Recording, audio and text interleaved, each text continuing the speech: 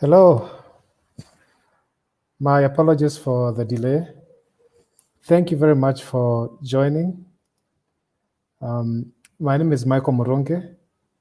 I work with Google. I lead government affairs and public policy in East Africa, based here in Kenya.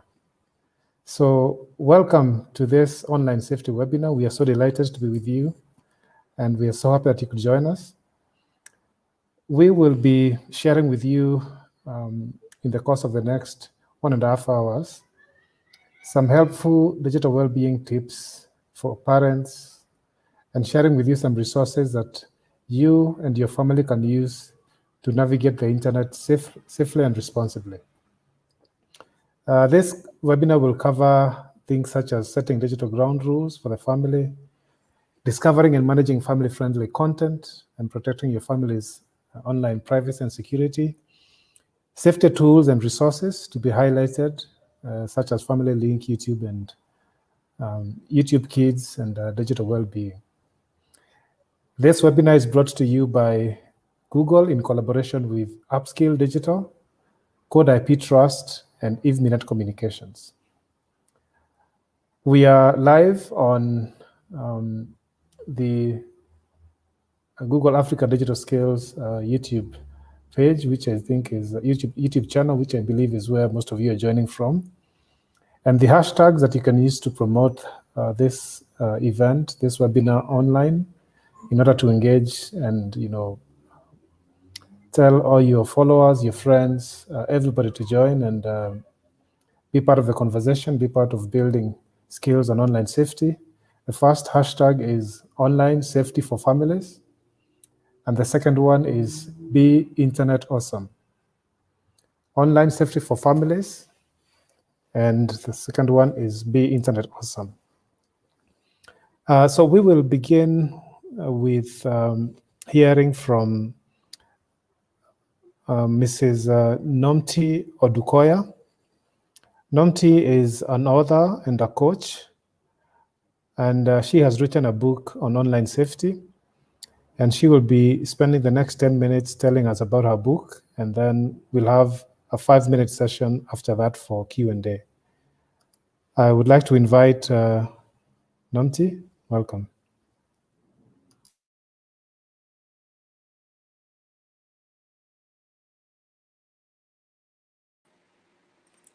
Thank you very much, Michael, for the introduction. And I'm glad to be a part of this beautiful day, creating an awareness, which is something that is so important.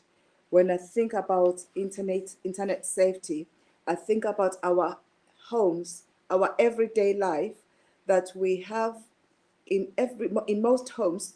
People have security systems in place to make sure that their homes are safe, not in expectation of thieves or armed robbers to come and rob them, but in preparation to prevent them from entering in if they ever think of breaking into their house. So the same way, when we are creating an awareness to children about being safe online, we are creating that safe environment for them. Just like we don't leave our homes exposed to the thieves, we should not leave our children exposed to the predators on the internet, because we already know that everybody uses the internet, and the teenagers, like 99% of the teenagers, use the internet. So that's why I said when I started talking, I'm glad to be a part of this team, because I wrote a book with the support from Google, which says how to be safe online. I believe some of you have seen it, How to Be Safe Online. I believe some of you have seen it. And it is such a beautiful book. I believe strongly that prevention is better than cure. Most times it's harder to try and fix something that has been broken, but it is better to prevent it from getting broken in the first place. So this book is your tool to talk with your child, because sometimes there are issues we want to talk to our children about and we don't know where to start from. So this book It's a conversation starter. It doesn't carry everything that you have to talk about concerning the internet, but you have so many points to start from. You can read your child can read the book, because at this age they can read by themselves. Your child can read this book, and you can ask them questions, and obviously, and also give them more information according to their age, and ask them, find out how much they know. Because why is it important? Because most times children go through so many struggles without their parents knowing that they're going through struggles. Children go through struggles in school, in their physical school, but the internet struggle is harder to deal with, because a child himself or herself don't know who they're dealing with, like we already know, and they find it hard to talk to their parents about it. But when the information is out there, there's a tool. This thing has been spoken about in the entire family. Everybody knows about safety online. Everybody knows about dangerous people online. Once I'm talking about dangerous people, I'm reminded of the saying that it takes a village to raise a child. But nowadays, that village that we relied on has changed to be the ones that are dangerous to a child's mental growth, physical growth, sexual growth, and many other areas of that child's life. So this book will give you uh, your child. It's good for you to read it as well as an adult, a guardian, or parent, so that you know what your child knows. So it will explain to your child the dangers, because it's not easy. It's not enough to say there are dangers out there. Be careful. There are danger. The child would be paranoid, but when they're using the internet, they'll be paranoid. They will not know what to look out for. But this book will give them the few things to look out for, the type of information they need to share on the internet, to be careful not to fall for fake people on the internet, because people can pretend to be, sometimes they can pretend to be their age, whereas they are way older than them. I actually remember a story in 2012 here in Nigeria. It was then during the times of BlackBerry, I think, and Facebook. This young lady met a group of young men on this BlackBerry, and she left her state to come to Lagos to meet these young men, and that was the end of her life, because they pretended to be her friends, and obviously she didn't know about dangers of being exposed to online, to being exposed, yes, online. She didn't know about how to be safe online. So it's like I'm repeating myself, but it is just that they need to know how to be safe online. They need to know where dangers can come. Sometimes they will feel that they are really connected with their friends that they have made online. They would feel more connected with their friends than even the physical friends that they have around. So we should also make them aware of that, and encourage them to report anything they see, because evil thrive when good people are quiet. We already know this. So we teach our children from a young age that when they see somebody being bullied online, they should not keep quiet about it. There are ways, which I also mentioned in the book, there are ways to help a person who's being bullied, or even ways to report if you are the one that is being bullied online. When even adults have been bullied online, everybody, most times you can testify that you have been bullied online, because people feel that because you cannot see them face to face, they can say whatever they like to say. And whenever they're in doubt, more than anything, um, children should be able to trust their parents.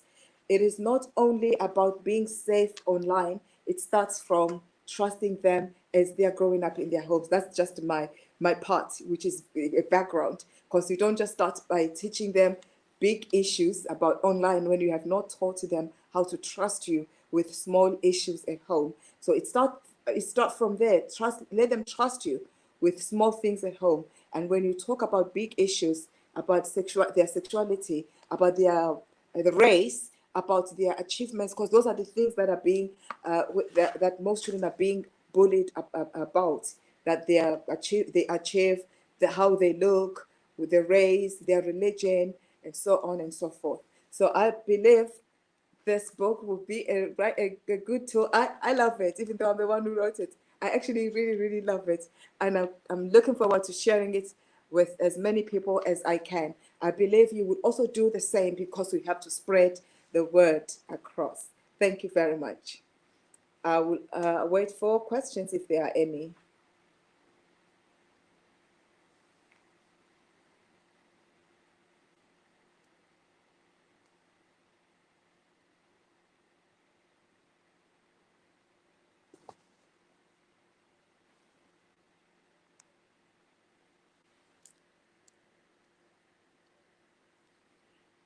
The Kenya Scouts Association is our collaborators in online safety education, and their network of schools will be having access to print editions of this book.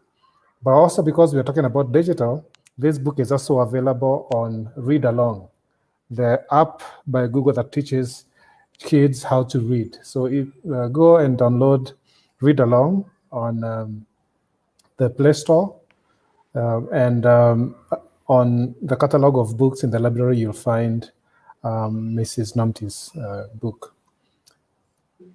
So I do not see any questions posted to me yet. I think I take the blame for that, because I had not announced that questions can be posted on the YouTube chat. But maybe as they come in, maybe later as we progress, Namti, I'll let you know, and then we can have the questions All right. put to you, and then you can answer them. Okay. Thank you very much, Namti. Oh. All right. Yes. So I think we'll proceed. I will now would like to introduce an organization that has been one of Google's key collaborators in online safety and education and awareness in schools. That organization is the Kenya Film Classification Board. Last year in November, Google and the Kenya Film Classification Board launched a collaboration aimed at sensitizing parents, teachers, guardians, educators, families, and children on online safety. And we've conducted a number of webinars. We've done quite a number of trainings. It's been very engaging, and very great support that we have received as Google from the Kenya Film Classification Board. And today here they are represented by their CEO, Dr. Ezekiel Mutua. And I will call upon Mr. Mutua to make some remarks for 5 minutes. Dr. Mutua. Am I on? Michael, you can hear me? Thank you very much, Michael, and good afternoon, everyone. I'm delighted to join you this afternoon. My name is Dr. Ezekiel Mutua. I am the CEO of the Kenya Film Classification Board. And like Michael has said, Kenya Film Classification Board is a collaborator, a partner with Google in child online safety, together with the Communications Authority of Kenya. We are the state agency that is established under the law to regulate film and broadcast content in this country to achieve 2 objectives. One is to ensure that films and broadcast content promote our culture and our values. But the second objective, which is very important and relevant to our conversation this afternoon, is to protect children from exposure to harmful content. And we do this role by one, regulating films or rating films for age appropriateness. We regulate films at 5 levels. That is creation, distribution, broadcasting, exhibition, and possession. And we do this by, the major role is rating films for age appropriateness to ensure that we protect consumers of broadcast content of films to be able to guide them to know the age that is suitable for the kind of content that they are consuming. While this one is done legally and we have compliance mechanism, we have a classification department, broadcasting monitoring unit that monitors content in all platforms, including online. We believe that the best way to perform our duties and execute our mandate is to empower children with information, empower them with knowledge on how to use internet and technology intelligently and responsibly. And that's why we signed, or we entered into collaboration with Google last year, so that we can be able to work together to create awareness, to make our children understand the dangers that are there on the internet. But more importantly, like Madam Kudoya said, rather than scare them about technology, empower them to know that this is a beautiful tool, that technology is good, it can be used for good purposes, to enhance knowledge, connection. It is a beautiful tool that can create networking globally, empower people with knowledge, and therefore what they need to do is to use it responsibly.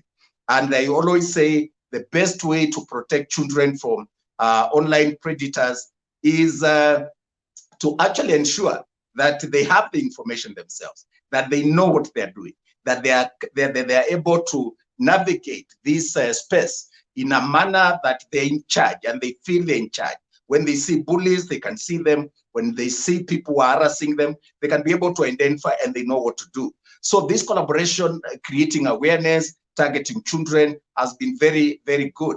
But more importantly, we were so happy to join the partnership with Google on digital parenting, so that we don't just target one segment of society, that is children, while their parents are actually doing the very opposite of the objectives that we are promoting, which is to empower the children rather than deny them technology. So we engage with Google to ensure that we carry out this awareness also among parents, caregivers, teachers, and the entire society, adults and responsible people who are in charge of children, because we owe children a duty of care to ensure that they understand themselves, they understand technology and the dynamics that are coming up. As I conclude, of course, this collaboration could not have come at a better time, given now the dangers that our children are facing because of COVID-19, the increased screen eyeballs and the interaction with technology, because they have to access e-learning and they have to have more time on the screen, or more screen time. And therefore, this becomes more important, and we're so grateful to Google and to our partners, Code IP, IFMINET, Evelyn Kasina, and Alex in Code IP, and all the collaborators, including Communications Authority of Kenya, who have come to join us in ensuring that we enhance our capacity on awareness among these major stakeholders, parents and children, to ensure that they understand the beauty of technology and how we can use it responsibly. Our desire is to see that the content that is streamed or that is distributed online is appropriate for children, and that we do not have the risk of our children ending up in content that will be inappropriate, that will impair their moral judgment, that will destroy them, or that will lead them to bullying or getting them to become gullible to predators like pedophiles and so on and so forth. We owe a duty to our children. This is our future. There is no generation, there is no country that can develop without protecting their most important asset, which is their children and the youth. And this is the reason why this collaboration is so important. I want to say thank you to Google and to Code IP, to IFMINET, to Communications Authority of Kenya, and all our collaborators who are in this platform tonight. And I wish you an enjoyable session. Thank you very much. Thank you very much, Dr. Mutua. We really appreciate your time. You're taking the time to join us and share those words with us. And more broadly also, Dr. Mutua, your leadership in having the Kenya Film Classification Board collaborate with us, with Google, on continuing this very important mission of educating and empowering our children and our parents and guardians and the caretakers and everybody who is taking care of our young people. Thank you very much. So I will next welcome a representative of another organization that has also been a collaborator of Google in online safety and education. This is the organization that is the ICT and telecoms regulator for Kenya. They also have their online safety program that they've been running under their own brand, titled Be the Cop. And they are represented here today by Mr. Chris Wambua. Chris Wambua is the director in charge of Consumer and Public Affairs at the Communications Authority of Kenya. Welcome, Chris. 5 minutes. Thank you. Sorry, Chris, could you unmute your mic? I believe I've unmuted now. Thank you, Mike, for the good introduction.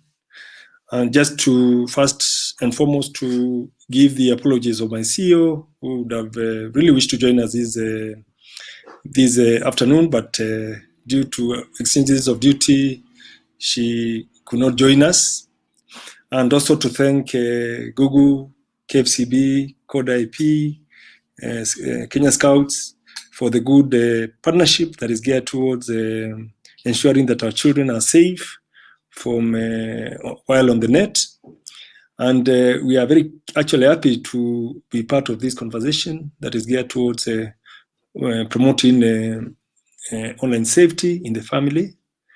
And we wish to thank Google Kenya and KFCB and Code IP and other partners for really joining us and other partners in prosecuting this important agenda of ensuring that children are sensitized about the potential threats and vulnerabilities that exist on the net. We know that children have always been on the receiving end of online threats, especially during this COVID-19 pandemic.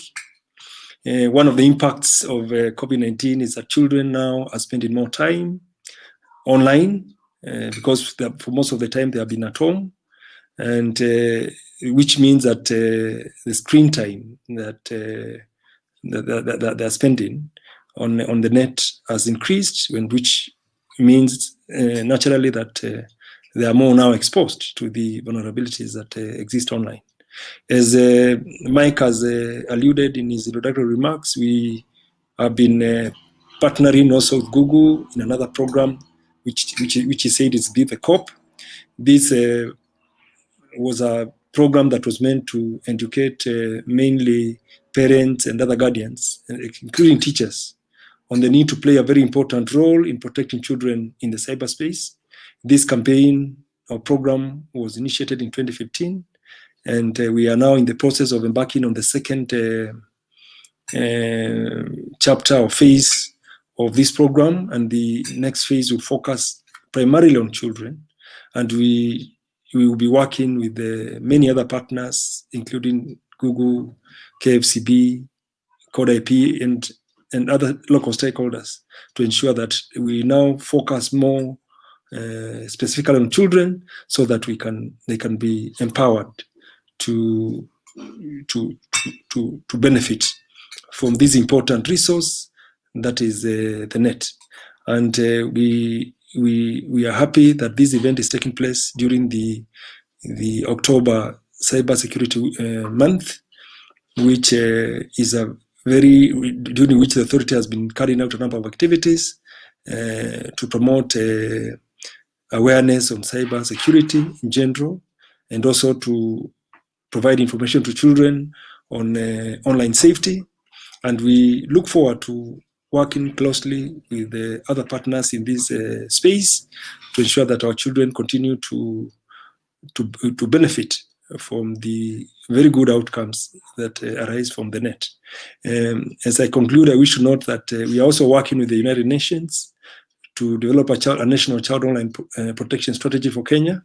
And in this respect, the International Telecommunications Union, which is a specialized agency of the UN in the field of telecommunications, or ICTs, has agreed to partner with us and other local stakeholders to develop this strategy. This strategy will be very important in ensuring that the many disparate efforts and initiatives that are taking place within the country in respect to child online protection are harmonized, so that there is coherence and proper targeting, so that all stakeholders who have an interest in this area, including children, are brought together in the interest of protecting the safety of children online. The other important issue that I may wish to note is that in this respect, I think the ITU has offered to partner with us. We've already done some stakeholder engagement with the locally in respect to the development of this strategy. And once it is, once ITU now comes on board, we shall be able to progress it forward so that we can finalize it and ensure that the country is in a better place in respect to child online protection. Now, we are also working closely with the Kenya Institute of Curriculum Development so that we mainstream child online safety in the curriculum. This is important so that this agenda is given even greater visibility within the school environment. And we believe that through this effort, we shall, together with other partners, actually enhance this campaign to ensure that children in the country can be able to enjoy the net without with power, with knowledge and power to know what is good for them and that which they need to stay away from. So with those remarks, I wish to thank all of you and to thank the partners who have put this event together for really joining us to ensure that we make the net a better place, a safer place for our children. Thank you very much. Thank you very much, Chris. Chris, on behalf of Google, we thank you so much. We are ever so proud to be associated with the Communications Authority of Kenya. In fact, I recall on Safer Internet Day this year in February, we were hosted on the grounds of the Communications Authority along with many other partners at an event that celebrated and also drove awareness on online safety. And it's great to be hearing about those initiatives and the work that you're doing with the other partners, UN, KICD. And I would mention just to note here that we've also done some work on curriculum development. And our partner, Alex from Code IP Trust, will be talking later. I would be available to also share some work that we've supported him to do with also with KICD in making sure that the work that we've done in developing online safety content can, to the best extent that it can, contribute to a national curriculum. So we'll be happy to also support in that process. And thank you so much, Chris, for your time. We really appreciate you making this other webinar in addition to the others that you've also represented this the Communications Authority, and for the continued partnership and collaboration. Asante sana. Most welcome, Mike. Thank you. So great. So we are going to change gears now, and we'll go to the main course for today. And we are going to have the online safety training session begin. And I would like to introduce our teacher or our coach for today. Her name is Evelyn Kasina. Evelyn is the CEO and the founder of Eve Binet Communications, an organization that she has founded to drive online safety and awareness and all things proper parenting and wholesome families in Kenya. Evelyn has been our lead trainer in Google as we continue with the program that we launched in collaboration with Kenya Film Classification Board under the auspices of Code IP Trust. So I'd like to very much welcome Evelyn to take us through the main training. Karibu, Evelyn. Thank you so much, Michael, for that introduction. And my name is Evelyn Kasina. As you heard, I am a family IT consultant and the founder of Eve Binet. I'm happy to be taking you through the session for today. So I am hoping that you have with you a book that you will be taking notes, because yes, you need to take notes. So I'm hoping that you have somewhere where you can take some notes. And our chat is open actually for you to be able to interact with us, share your answers, share your notes, and if you have questions, please do not hesitate to share them with us on the chat forum. So being a parent is hard work. It's really, really hard work. And as the world gets more complex, so do children. So we are here to be able to support you to keeping your family safe while they're accessing the internet space. So I want us to be able to just discuss the challenges in parenting in the digital age, noting that modern kids have never known a time when they could not connect to the entire world via the internet. In fact, they probably spend more time on the internet than you and I, which is a very real thing, especially now that we are in a pandemic season. So I need us to just dive in and help us parents understand this landscape that we find ourselves in. There's a survey that was done by UNICEF a while ago that stated that we have children, around 48%, who are not able to access technology, or the internet rather, but a whopping 66% have access to gadgets and the internet. Now, my question to you is, which spectrum do you find yourself in, or at least your family and the ecosystem that has access to your child?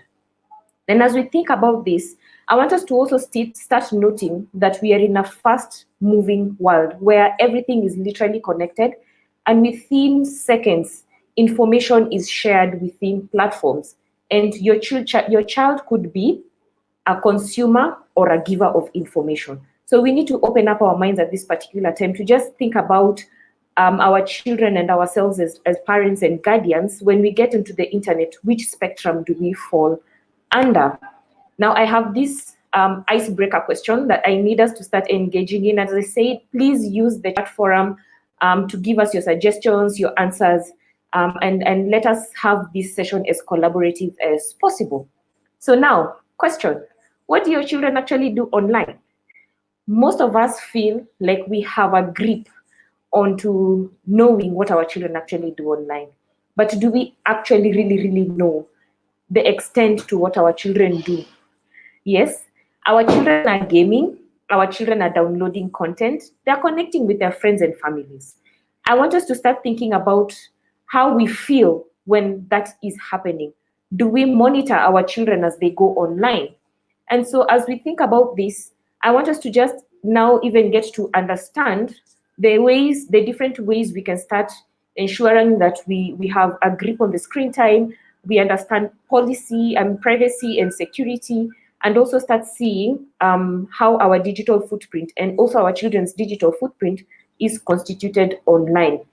Now, I want to share a little insight onto how our children are using different sets of the internet. 64% of children have noted that they connect with their friends online. Now, we need to be able to start understanding that as we speak today in November, and by the way, November happens to be the Cybersecurity Awareness Month, so you're in for a ball as we think about this conversation. So within the space of October, between the last maybe 7 to 8 months, we have seen a rise in how our children are communicating and chatting with their friends and families online, obviously now because of the pandemic. We also have noted that children are watching clips online, they're watching videos, they're listening to music, so that is happening either for education, sometimes for entertainment. But then we also have children who are playing games online. And they play games against their friends, sometimes they play games against strangers. So as a parent or a guardian or an educator, one of the questions that I tend to ask at this point is, what is your child doing? As they're playing games online, do you actually know, the games that they're playing, have you played them yourself? And whom are they collaborating with as they're playing these games online? Now, we have challenges as parents, we have fears and concerns. And one of the questions that I love to ask, even as you can see, is, what are your biggest concerns? What are the biggest concerns that you face in keeping your children safe online? Are there things that give you sleepless nights? Are there things that just make you wonder, when you're online, what exactly is it you're doing? Again, please use the chat session to just tell us some of these things so that we're able to sample and answer the questions that you may be having. But I want you to just think about I think about dependency. For me, one of the greatest fears I have is my children getting screen or internet dependency from the minute they wake up to the minute they go to sleep. How long are they spending online? What are they consuming? And how is it affecting their lives?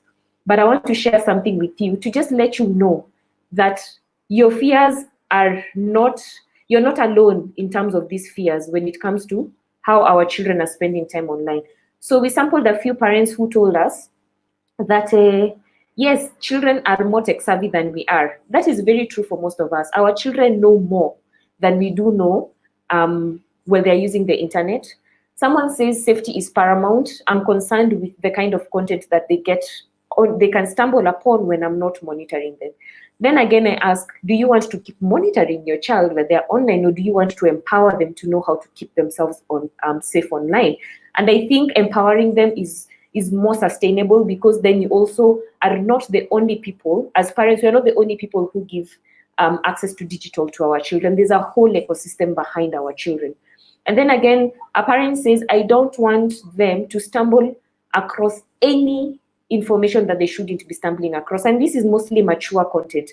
We do not want our children accessing content that is not palatable for their eyes. And I thank KFCB and Communications Authority as well for the work they're doing in terms of helping us shield our children and giving them age-appropriate content. Now, I keep saying that everything that is good also has its negatives. However, technology is an amazing force of good. The fact that we are not able to meet on Sunday at 4 p.m. In a physical location, the technology that we have and the internet is making us possible to meet online and have this webinar. So that is an amazing force of good. We have seen at least 76% of people using technology for homework and research. If you were just to think about how when COVID happened and people transformed content online, we transitioned into teaching our children online. That was an amazing thing. So at least they're continuing to learn and they're not losing on time. We have found that people are still using internet for research, for work, study opportunities. And this is something that is amazing, because also we adults are affected by the fact that we can't go to physical spaces. So we are able to work from home, submit our work. We are able to get opportunities. We are able to do research. That is an amazing force of good. We have actually also seen people creating content and uploading.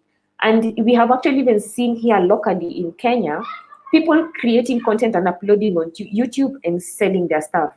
The e-commerce platforms have gone wild.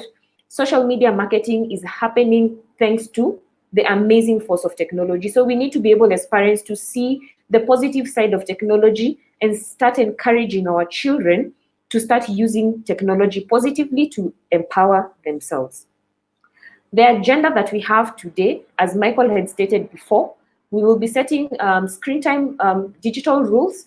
We will be discovering and managing family-friendly content, and we shall be focusing on privacy and security. So I'll go right into the digital rules. And every family is different. Therefore, the limitation, restrictions, and guidelines you want for your family are each individually. Every family takes the responsibility of creating rules individually. So setting ground rules can help you enjoy the best of the internet, while understanding that there are limitations, and good of the internet can become, the good of the internet can be good, and the negative impact of it, if abused or overused, can become negative. So we need to always, as much as we can, strike a balance, because yes, the internet is good, but when we use it negatively or we abuse it, it can become bad. So I ask you, audience, what kind of ground rules do you currently have for your family online? Noting that we all have ground rules. So just think about it.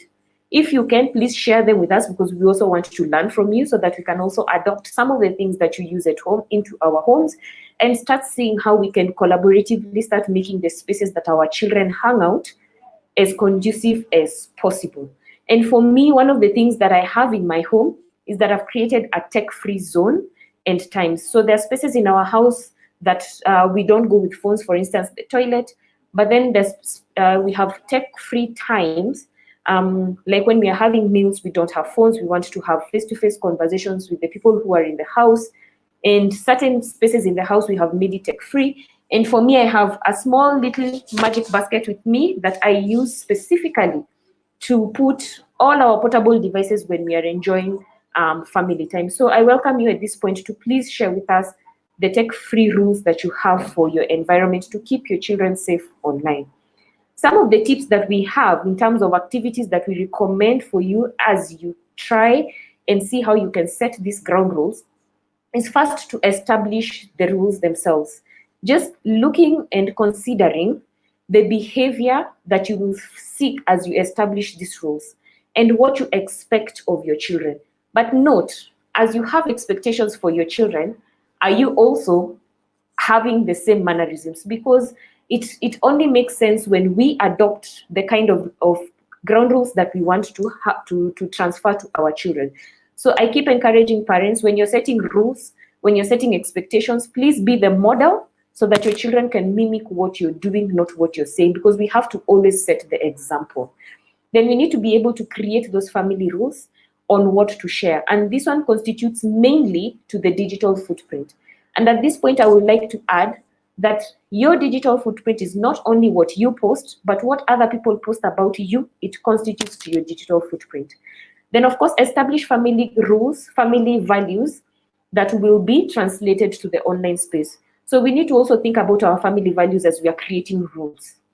We have something called screen time, and I hear this a lot of times. Evelyn, my child is becoming a zombie. Why? Because they're forever in front of a screen, either a phone, a tablet, the TV, the computer. It is just a screen. So how do you currently approach screen time with your children? That is a question that I always ask parents. How do you approach it? When your child comes, the minute they wake up in the morning, come and start knocking rooms. Mommy, can we watch? Mommy, can we watch? How do you approach that with your children? And the other question I ask is, are you good with screen time yourself? Because most of us are addicted to staying with our phones. We are forever having our phones on our hands, which also makes us not have a moral authority to tell our children that they're addicted to the screen. But as we are seeking to create a balance, we need to look at the positives and the negatives. Obviously, as we said, the internet is an amazing force of good. It helps us connect in terms of our school. We do research. At this particular time of a pandemic, we are connecting with family and friends, and that is an amazing thing. However, too much of everything can actually have its downsides, and we have seen that excessive screen time is actually interrupts your sleeping cycle, and it actually gives you less quality sleep. So we need to be able to always balance the screen time that we have. And then also we have seen that a lot of screen time is giving us antisocial behavior, which is making us be under one roof, for instance, but everybody is glued behind a screen. That one becomes an antisocial behavior within a setup. However, we have also seen children becoming extensively aggressive because of some of the things that they're consuming online. And then also, as a case example, my eyes got affected because of extensive screen time. So we also have health issues to bear when we are using too much screen time. So we always need to watch out for these things. Now, if you're a parent who has children below the age of 13, I have good news for you today. Your child can actually own an email address. That's an amazing thing. And I want to introduce you to now Family Link that will make that come to life. Now, we have always heard that for you to be able to have an email, you have to be the age of 13 and above. And then you're wondering, oh, I want my child to enjoy and have access to all these wonderful things online. Today, I'm introducing you to the Family Link that will enable this to happen. But I want you to note that there's a video that we are sharing on the chat option that will give you a step-to-step direction on how you can set this up. So I'm going to just take you through the advantages of having a Family Link so that you can create an email account for your child. So this one primarily was created for parents like me and you who have children under 13 to create an email account for them. But the good news is you connect that email to your parent's account. So the benefits of having a Family Link here are that one, you are able to now, of course, now open up an email account for your child. You are able to monitor. These are the benefits. You're able to monitor the apps that your child downloads and the apps that your child is using on their phones, on their tablets, on their computers. If you have set for them screen time limits and you feel like they are overpassing, as children are, they will keep extending and extending the limits. from a remote area, you're able to lock their phones down. That is so amazing. I love doing that myself. And so you're able to lock your child's phone remotely because you feel like they have been having an extensive screen time. If it is time for bed and your children are getting into a certain routine and you find that probably the phone is quite of a distraction, you can actually set for them a screen time, a bedtime routine that their phones automatically lock themselves at the time you have set for them to go to sleep. That is so amazing. For instance, you're going somewhere, your children are going somewhere, you're not the one who is accompanying them, and you would love to locate them. Through this app, you're able to do that. Another thing that is so exciting about this, you're able to whitelist and blacklist the sites that you want your children to access, which is an amazing thing because, as you had one parent say, they really fear their children accessing or stumbling upon unhealthy content. Through this app, you're able to filter the content that comes into your child. But one of the things that I really love about the family link, because I personally use them for both of my children, is the fact that I as a parent, once I set certain restrictions or filters, I'm the only person who can change that. So you don't have to fear that your children are more tech savvy than you, or they might go into the device and start changing rules. You're the only person who has that control, and that is amazing. What I plan to do when my firstborn gets to 13 is to hand over the password as a birthday present. So please try and do that yourself, and you will find that this is so beneficial because you are able to monitor and keep your children safe online. Once you have done this, how do you talk to your children about screen time? One of the things I encourage parents to do is first and foremost have the children on the discussion table. Why? How I use technology as an adult is not how children use technology, and also the internet by extension. So when we bring them on the table, we are able to get to their level of understanding and getting to know how they want to use technology, what kind of time they need, and why they can actually give you a discussion on the kind of time they want. And so you're able to actually monitor certain things.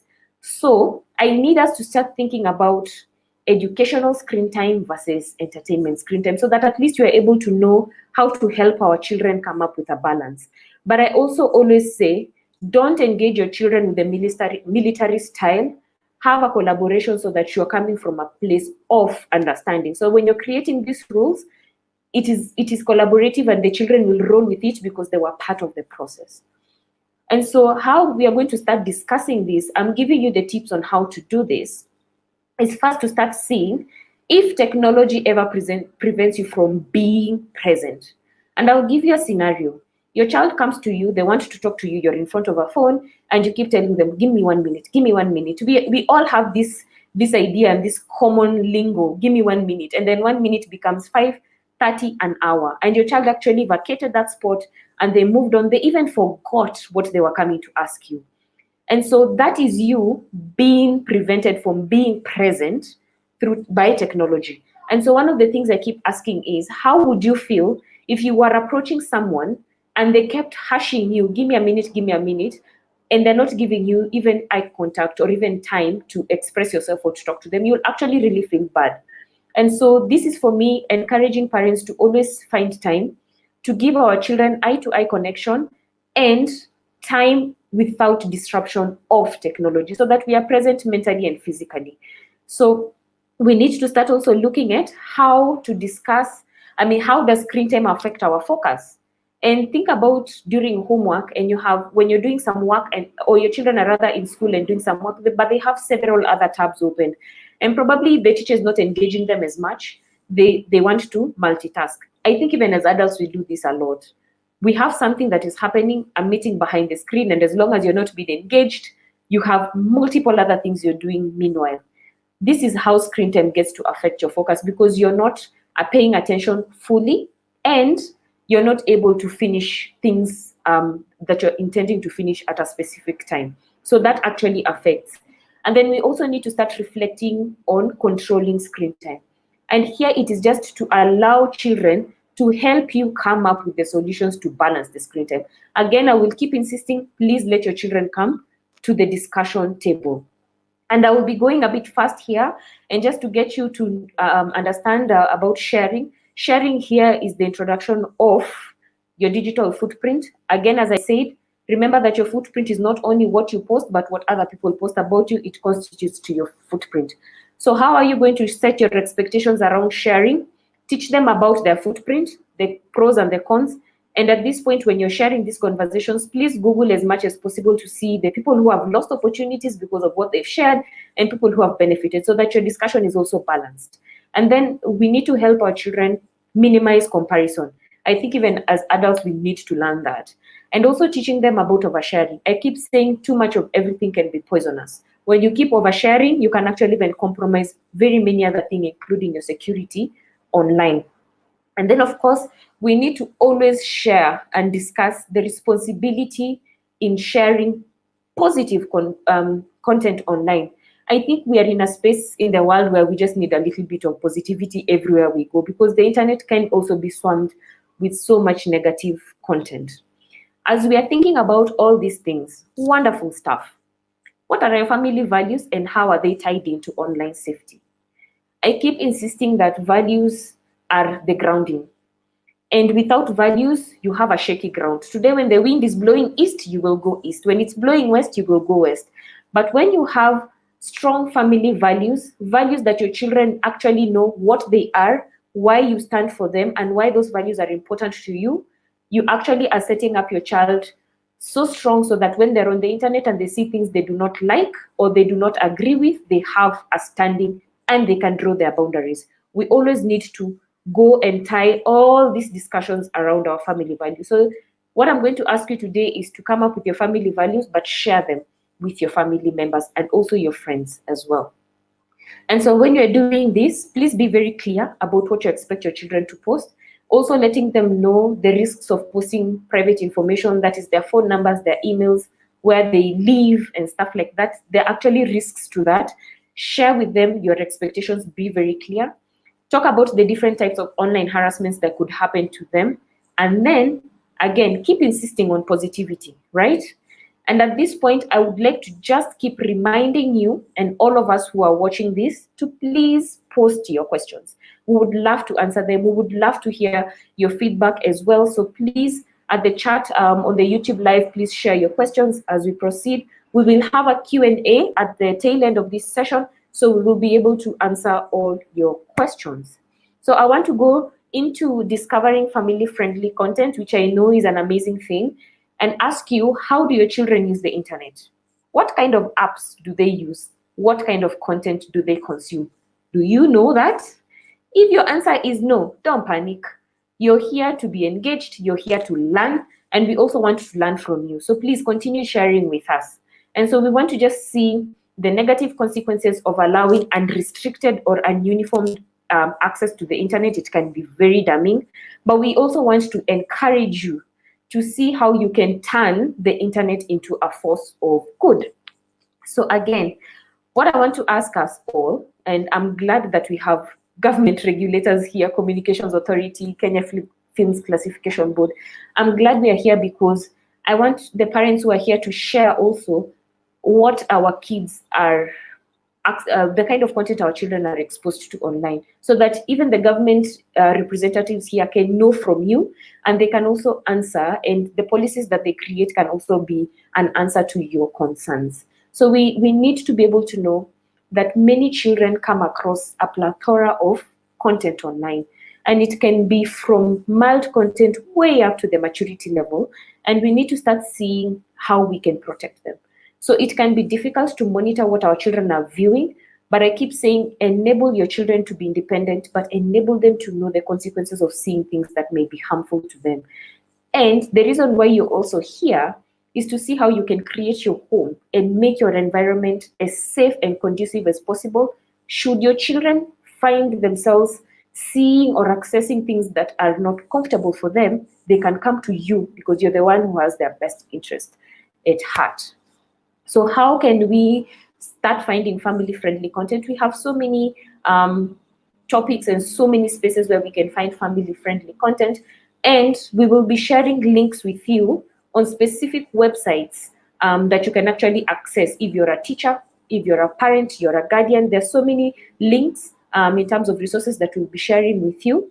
But we just want to take you through a few things that will help you set restrictions, blacklist and whitelist specific sites, and also filter the browsers that our children are using. And again, as I said, please take advantage of the family link, because it is one of those tools that will really, really help you monitor what your children are doing online. So as we go through this, I hope you're going to be able, please don't do this at this moment. This video is going to be available for you to replay it and then keep looking at what you can restrict when. But for now, just pay attention so that as I'm taking you through this, you're able to just take notes and say, I will go back to this particular thing and implement it. So we have the Google search, that the Chrome, I love using Chrome for very many reasons. And the one thing that I love is because I can block certain things. And so we need to be able to know where to go to enable these things. So turning on your safe search, we will be sharing also a link that will enable you to do this, but you go to your settings on your Chrome and you enable Google Safe Search. You turn it on rather, and then at least you'll be able to see safe content filtering through the browser if your child is using Chrome. So I would love you to just put that as a note, that you will go and turn on your safe search today on your Chrome and every other device that your child has access to. There is also something that is called restricted mode. Most of our children take our phones. If they're not playing a game, they're on YouTube. So if you are using your phone primarily for your children and they access it a lot, on your settings, on the general settings at the very, very bottom, please enable restricted mode, so that anytime your child is online and they are using your phone to consume content on YouTube, at least it restricts them from explicit and sexual content, right? But then again, we have YouTube for kids. For those of us who have children, again, under the age of 13, and you would also love them to enjoy listening to their favorite sing-along songs and their favorite subscribers, please subscribe them to YouTube for Kids, because at least that is a platform that is specifically tailored for children to consume content from that is safe for them. Now, I have something that I really love. It is called Read Along. And from the speaker who was introduced at the beginning, their book is actually on this particular platform. So you will be able to access it, read it with your children, and by the way, they get stars as they're reading, which is an amazing thing. So Read Along is an app for reading, and it is available on Google Play Store. It is a place you can get amazing, amazing content for children, and they get to raise in levels depending on their progress of reading. So if you want to see how your child is progressive in terms of reading and the kind of genres in terms of books and content, this is a very good app. I have used it. I can vouch for it because I pre-screen apps, I pre-screen books, and the kind of content that is here is very empowering. And the one thing that I love about this, that it is artificial intelligence powered, which means the person, the AI that is used in this particular app to read is actually very, very, it has a good avatar. So your child will be able to relate, they will have fun, and they will learn how to read. So feel free to download Read Along from the Google App Store, and you'll be able to enjoy reading with your children. So how can we protect the family from negative content? So in case you have not maybe stumbled upon negative content online, that is a good thing. But as we always are consumers of the internet space, this is something that we might stumble upon within our reach in engaging online content. So we need to talk to our children about that particular incident that they might stumble upon unhealthy or negative content online. So helping them understand that there is a way they can report, they can come to us. So we need to be able to have that discussion with them and encourage them also to talk about the things that they stumble upon. Also, we need to tell our children to think before they click certain things. They also need to think before they post, because they're not only consumers, they're also content curators. So before they click, they need to think. Before they also give information, they also have to think about the kind of content. Because I keep reminding them that the minute you press send, you have got no control over that content. If it is a photo, music, someone can take that content, manipulate it, and it can be negative sometimes. So we need to always have the understanding that we need to be careful as we share and receive content online. So some of the ideas, how can we protect them? always start a conversation with your children. Let them think before they click. If we can, supervise. Never say that you have empowered your children enough. When you can, please have those moments where you supervise what they're doing online, and then using what you have found as basis of conversation. Again, choose the right time, because sometimes we as parents see certain things and we just blow out of proportion and we start shouting, which is counterproductive. So we need to see how to start healthy conversations with what we have found our children consuming online. This is the point I also I want to still remind you, please share with us your questions. We shall have a Q&A session at the tail end of this session. So we need to look at privacy and security, just how we can demonstrate and adjust settings on our social media apps, and looking at the kind of content we are sending and to whom. So, wonderful question in front of us here. What is the most popular social media platform for your kids?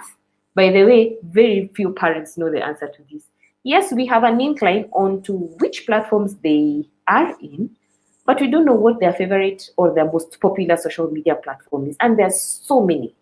So if you don't know the answer to this, write it down, have a discussion with your children, let them tell you what they post, whom they talk to, why it is so funky, because once I asked them which platforms there are, when I told them mine, they told me that that is a dinosaur platform. I won't even mention them. But just to let me know that there are so many hip and fast and current sites that are there. So I open up myself to learn from children, because they're an amazing source of also information.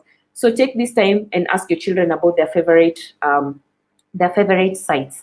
We need to start understanding the importance of staying vigilant online and understanding the obstacles that we could come across while protecting our children, especially from grooming attempts.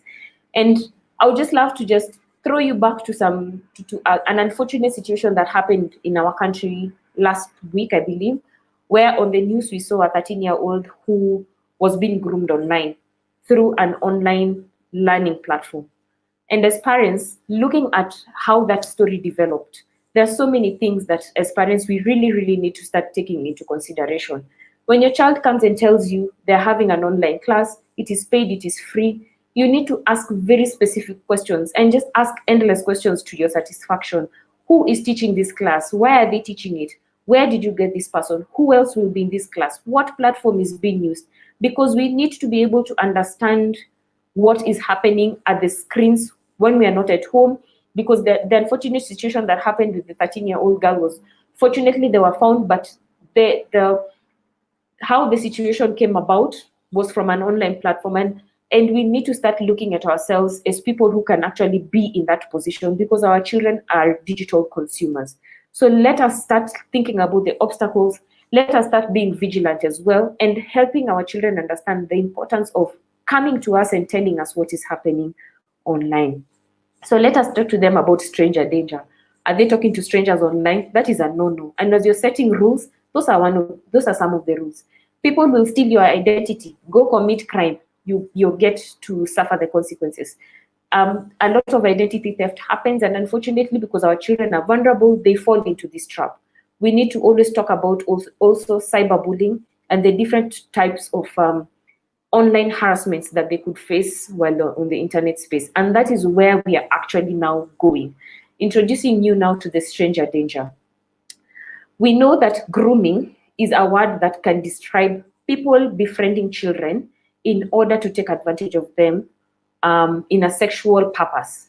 It is easy to pretend to be someone else on the internet. So children can sometimes end up having conversations with people whose real identities they might not know.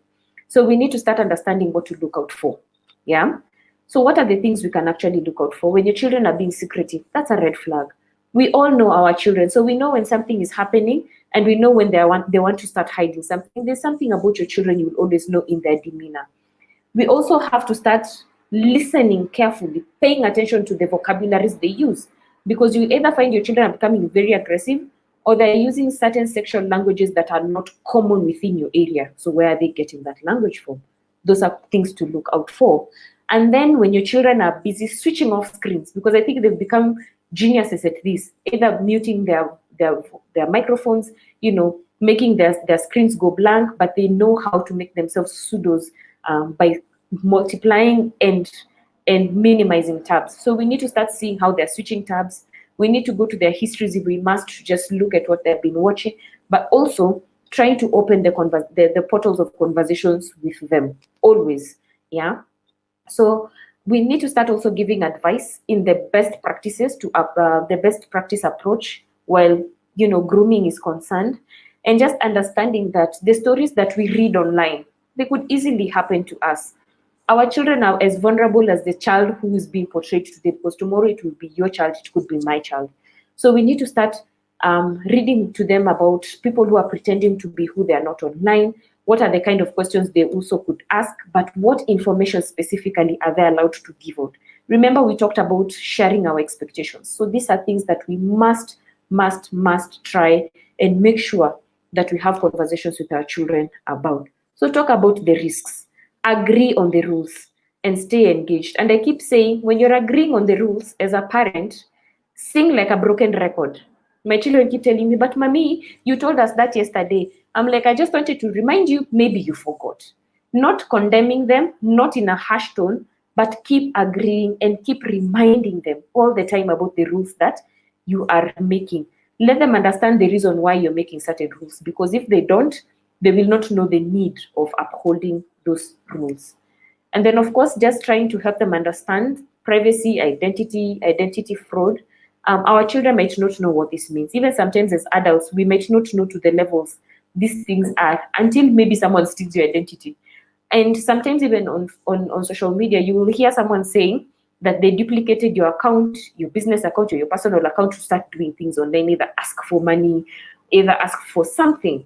So we need to start knowing how we can fall victim. And one of the things that is important is to always also make our children understand that before they befriend someone, they need to go to their profiles and just look at the kind of person they are, and start asking themselves, is this someone I want to be associated with?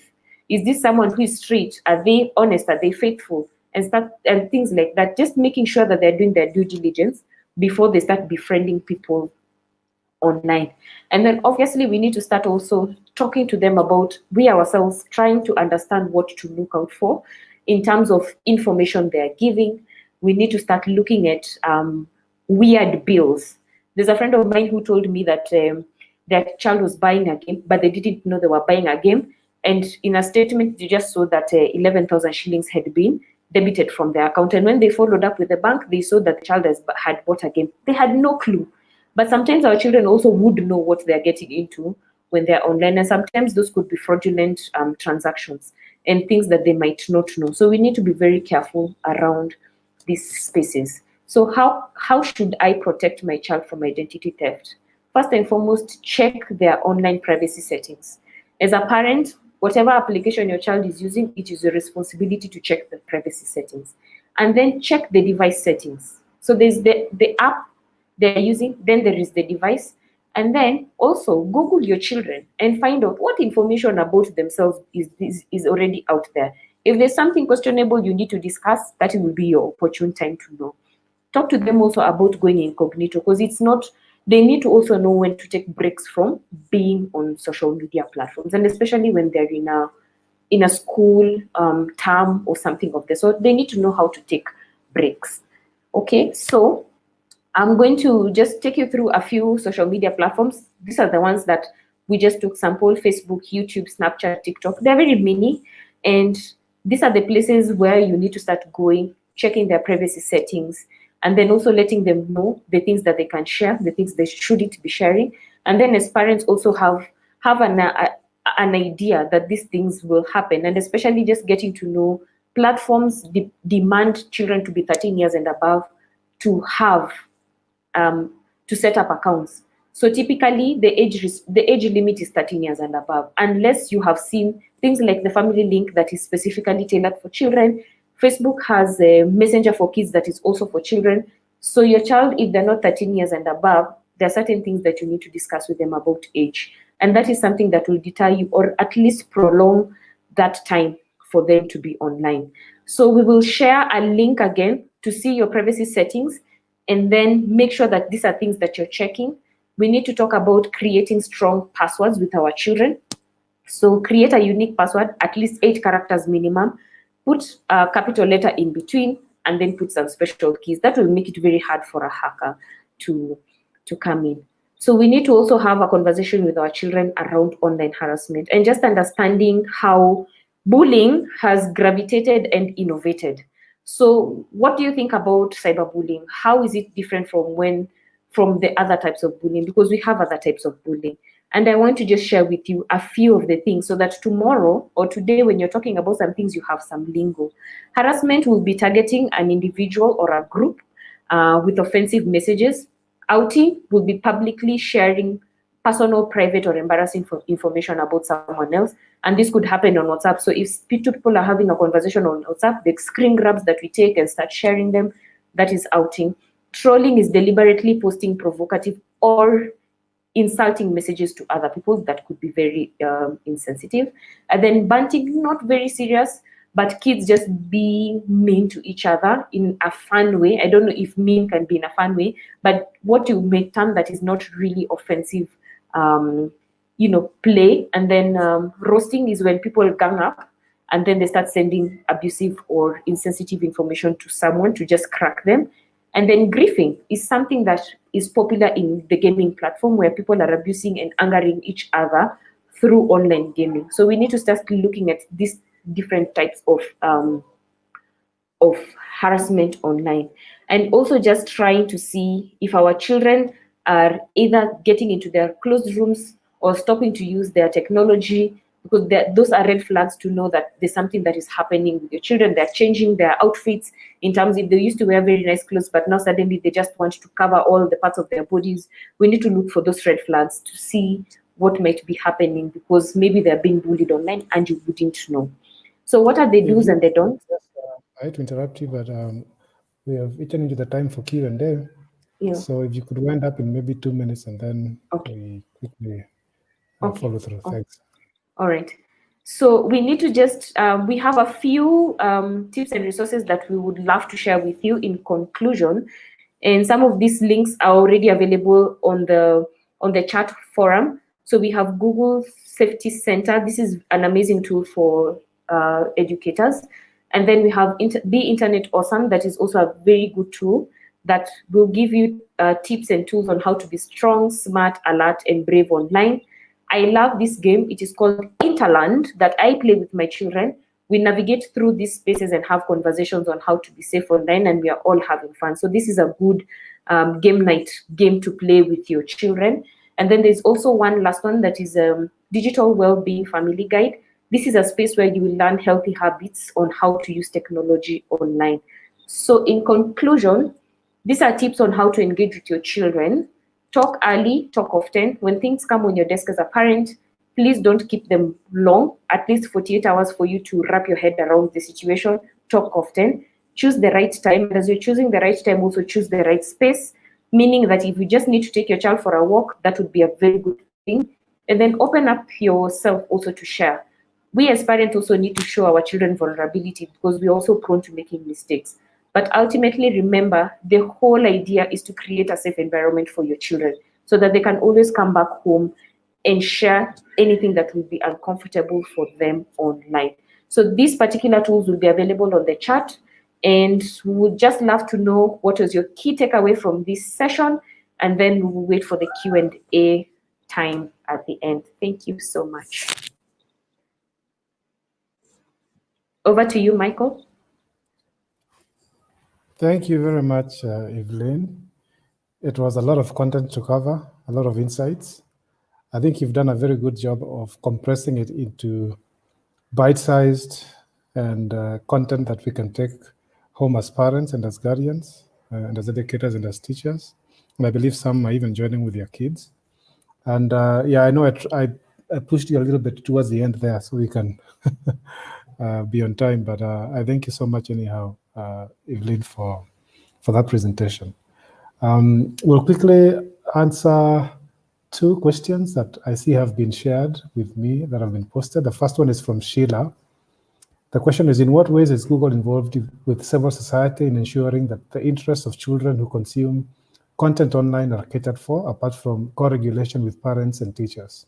So at Google, we work very closely and often with civil society. And the way we do it is we get the insights from civil society, especially those organizations that are involved in child online protection, to help us shape our programs and our content for online safety education and awareness. And the second way is that we also support the work of these organizations. In fact, in Kenya, one of those organizations is here today, Code IP Trust, represented by Mr. Alex Kakuru. And we even recently, Google has put out a call that we are now at the stage of evaluating and for civil society organizations that have the best ideas for creating social impact through online safety. And we're evaluating, and the most eligible contestants or most eligible applicants will be funded by Google to get the ideas for online safety for children funded. So those are the two ways in which we collaborate. There was one from Andrew on can one track activity the kids are doing in incognito mode, especially browsers and some apps with that option? I think good question. I think if your child is able to use incognito mode on your device, on an Android device, it means that they are not logged in as a child, because if they are logged in using their Google account as a child, they would not have access to apps and extensions from Chrome and Web Store, meaning they don't have access to incognito mode. And parents can manage the websites their children can visit on Chrome and limit their children's ability to grant permissions to websites. Seeing that we are not doing very well on time, the other question was around curriculum and whether the government is partnering with KICD. I think earlier when we had our guest from Communications Authority, Mr. Chris Wambua, he did mention that they are working with the Ministry of Education and the Kenya Institute of Curriculum Development to streamline digital content and especially content for online safety. So allow me now to invite Mr. Alex Kakuru. He is the Executive Director of Content Development and Intellectual Property Trust, a nonprofit or an NGO based here in Kenya that has been a partner of Google in online safety education and awareness.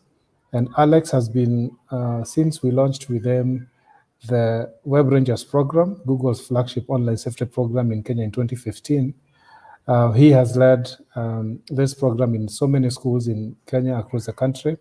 And now he is here to tell us about his work, his organization, and also showcase from some of the students who have benefited from this program. Welcome, Alex. Thank you very much, Mike. Thank you, all the participants and people that have made this possible. It's my joy to be involved here. Now, in the interest of time, I'll try to be very brief, but should you have a question that I should answer or dive deeper into, I'll be more than happy to respond directly, because I'll be able to get deeper into what you need. The short of it is, in 2015, we partnered with Google on Web Rangers. That's when we launched Web Rangers Kenya. Web Rangers was started in Israel way back. Now in Africa, it's only in 3 countries. That is in South Africa, in Nigeria, and in Kenya. And we are therefore in Africa among the 3 leading countries on this Web Rangers initiative that started off in Israel, and it's a flagship program by Google that makes students ambassadors of safe and responsible use of the internet, so that they are able to be their brothers and sisters keeper online. Therefore, they promote the safe and responsible use of the internet through peer-to-peer behavioral change. You know, there are different ways of educating, but we feel like the most powerful one is where the youth feel empowered to be able to then talk to their peers about it. It started off at 2015, like I said, on the Safer Internet Day, and we were very fortunate to have some remarks sent to us by His Excellency the President, commending us on that, and also asking us to do more. He challenged the youth to come up with ways of how hate speech can be tackled online. So that was added into what we are doing. The model we had adopted was a school-based clubs. But then along the way, we started realizing there are bits of challenges. It was working well in about 42 schools in total. We had envisaged to start with 15, but we got into a bit of a problem when we realized in a school we were, if we went back 3 years later or 4 years later, The students had left, the teachers maybe had changed, and we realized now we had to start afresh. But fortunately, somewhere in June of the same year, something very interesting happened. Our friends from Kenya Scouts Association asked us to form something called Kenya Scouts Web Rangers Camp. This was a 3-day event of our weekend where scouts from all over the Nairobi sub-counties came to the Rowaland camp, that's the headquarters for scouts, and we were talking nothing else other than online safety. It was absolutely amazing. It was amazing, that event, because it even changed our programmatic direction of going to schools into now going and emboldening and upscaling our partnership with the scouts. Everything since that day has been nothing but success upon success. I keep telling scouts, and I'm very proud of them, even last night, that they remind me that failing is not an option as a policy, as a value at scouts. So even when we go there with Web Rangers, scouts are ever prepared. They go out and they do wonderful things. And so it's been successful. We have had events then where now the scouts, in collaboration with Code IP Trust, we now reached out to more partners, including KFCB. In our very initial days, in fact, the CEO of KFCB, who is with us, was our chief guest at an event, the one I just mentioned at Rowaland. So our partnership with KFCB and also Communication Authority started a long time ago, and we are very happy to be working with them and other partners like the Kenya Institute of Curriculum Development to answer a bit of that question about localizing content. We also work very closely with the Ministry of Education in ensuring that the content we take to our students or are adopted conforms to the Kenyan standard. So I also want to thank KICD because they really help us, and they do it because they want to assist us. They don't charge us. The other thing I want to say briefly, because I don't want to hog a lot of time, is to also say that last year, we held the Web Rangers Africa Summit, and it was held at the Kenya Scouts headquarters. It was indeed a very, very wonderful moment, and there's a short video to show what it's like. I have a lot more I could share, but I want to thank the Scouts and thank everybody who made this happen. The video will be played. The video will be played right now, and then I'll immediately after it's played, after I speak, then I will invite one of the stars in our video for him to just say a word, a youth in that one. Kindly, let's go with the video. Thank you.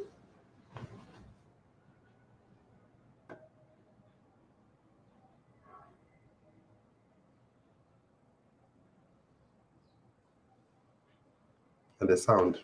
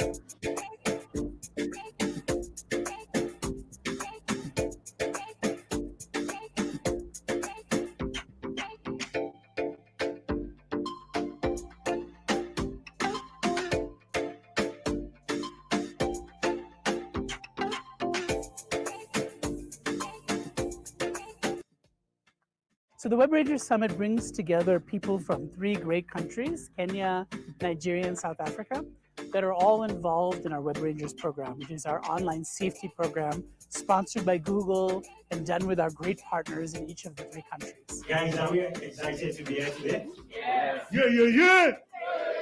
Awesome. Okay, let's go. Mr. DJ, let's have the song. Okay, so you pass the balloon as fast as you can to the next person.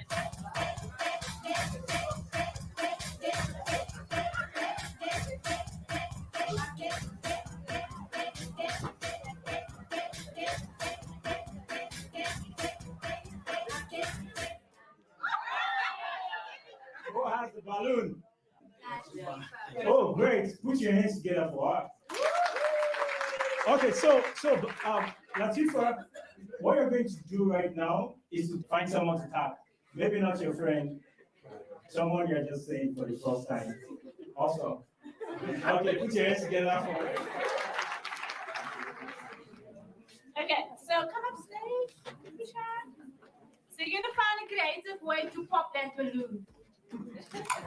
Come on, guys. The question is right there. So what number is this? Okay, so this question is for both of you. You're gonna answer it individually. Question 3. What will you do if you mistakenly forward a picture of yourself sleeping in the bus to your class WhatsApp group and your friends are laughing already about it in the group? What will you do? I'll just drink. Okay, what will you do? Just take it on the book.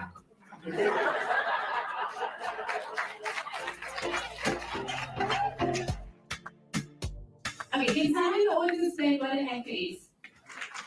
A hacker is someone that goes to your personal information or do things online that you don't want. Like, for instance, I could log into your Facebook without your permission and I could do something bad about you, delete your information or other things. Thank you. Actually, I'm a dancer.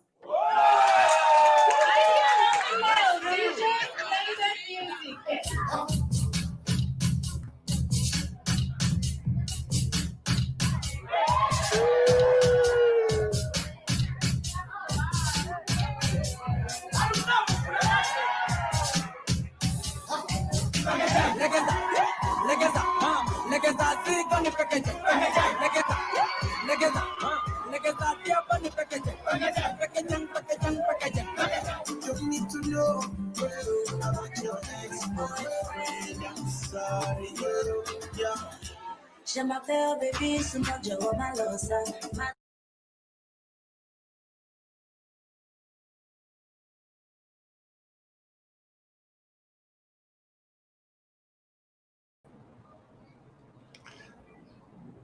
Yes.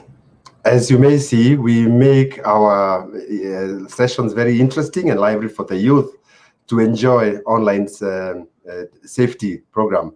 And it's my pleasure to invite Mike, who has joined us, is the dancers who was there, to just speak briefly. Mike, the stage is yours. Speak about this. Thank you, Alex, so much. It's been a great blessing from you. I say thank you very much. Also to my teacher for supporting me, and also to my parents and everybody else. Thank you very much. As a web ranger, as an ambassador, I've been able to access schools and also some churches like ours. I've been able to train people and also my fellow friends about how to go online safety, and it's been a great success, and I'm also ready to train others more and more so that you can be safe on online, so that you can reduce the negativity part on online. Thank you. Thank you very much, Mike. We also had Rose Tanya, the web ranger, and I can see your parents there. Thank you for supporting Mike. Mike is the dancer you saw on the video, and we are happy that your parents support you and your neighborhood. And thank you for the good work you're doing. Keep doing it, and we are very proud of you. There was another ambassador, a girl from Nakuru High, Rose Tanya, but the strict rules in government schools right now in third term, she could not join, but she was really eager to join. And without further ado, I think I'll hand over back to Mike so that in the interest of time, I noticed 1 hour and 30 minutes, you can take it from there. Thank you very much, Mike, and thanks for listening to me, everyone. Thank you very much, Alex. And thank you very much, Mike, the web ranger and the student ambassador for online safety. And very great to see you joining in the company of your parents. And this even answers the question that have been posted around how do parents deal with a scenario where your child is exposed to children who have not been trained on online safety. As Mike would tell you, that web rangers are trained to be ambassadors for online safety. So, in fact, they are trained for situations in which they actually encounter children or people who are not mindful about online safety. And their role is to be ambassadors of online safety, of responsibility, of spreading love and understanding. And of course, ultimately to encourage those other people to join and be educated so that we can all be web rangers and we can be safe and responsible users of the internet. At this point, I will invite my colleague, Adiola Shosanya. She is based in Nigeria, and Adiola is a program manager for Google Digital Skills Program, and she has been helping with putting together this webinar across from Nigeria, and I would like to invite her to make the closing for this. Welcome, Adiola. Hi, Mike. Thank you so much for having me. And thank you, everyone, for joining from all over Kenya. Kenya is a very special place for me. I was there last November during the Web Rangers conference. And, right now we are finding that a lot more people are online, and it's a very important message that we're sharing here today. And I just want to say a huge thank you to all our speakers today. I will do a round from the beginning. I want to say a special thank you to Dr. Mutua, for sharing insights on the work that he's doing to provide safe and appropriate content through the Kenya Film Classification Board. It's very, very important, that we're able to censor and put restrictions and put guidelines for the content that we have for kids through films. And also, I want to say a huge thank you also to Mr. Wambua for his continued efforts, especially through the various collaborations with Google Kenya on launching the curriculum a couple of years ago, and also with the program, the Beat the Cop program, that is very, very important in driving home this online safety message. So we want to say a huge thank you to the Communications Authority of Kenya. I would also like to say a special thank you to Mrs. Odukoya, who, graciously attended. She's based in Nigeria, and we know that Nigeria, we've been experiencing some difficult days, but, she still persisted on to join this session today. I want to thank her for her creativity and for her expert teaching knowledge in which she has taken to, localize our online safety content in a very fun and educative way through the storybook. So I'll implore, all the parents on here, please download Read Along to be able to get your digital copy. And also, so to Evelyn Casina, wow, that was such an insightful training. She took us through like the basics of the right tips to stay safe online, giving us insights into various products and resources that we can use to interact with our kids online. I want to say a huge thank you for that session. It was truly, truly informative.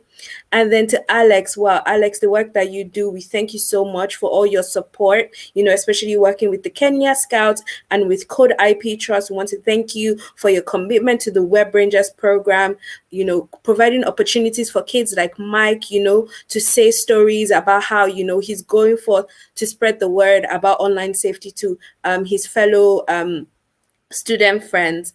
And then last but definitely not the least, I want to thank Mike, for moderating this session. My partner, I don't want to say my partner in crime, but my partner in good today, moderating this session, and for, just taking, taking everybody on very seamlessly. And finally, for everyone who has joined from the comfort of their homes, I want to say a huge thank you again, for spending your evening with us. You could have been anywhere else, but you chose to be with us. I just want to say a huge thank you. I know a lot of people have asked, where you can find this recording. Everything is going to be online on YouTube. So the same link that you're watching now, if you log in today, tomorrow, it will be there. So thank you all so much. I think that is all for me. Mike, I don't know if you have anything else to say. I just want to say thank you all. No, that's it. Okay, all right. Thanks. So thank you all. Bye. Bye-bye.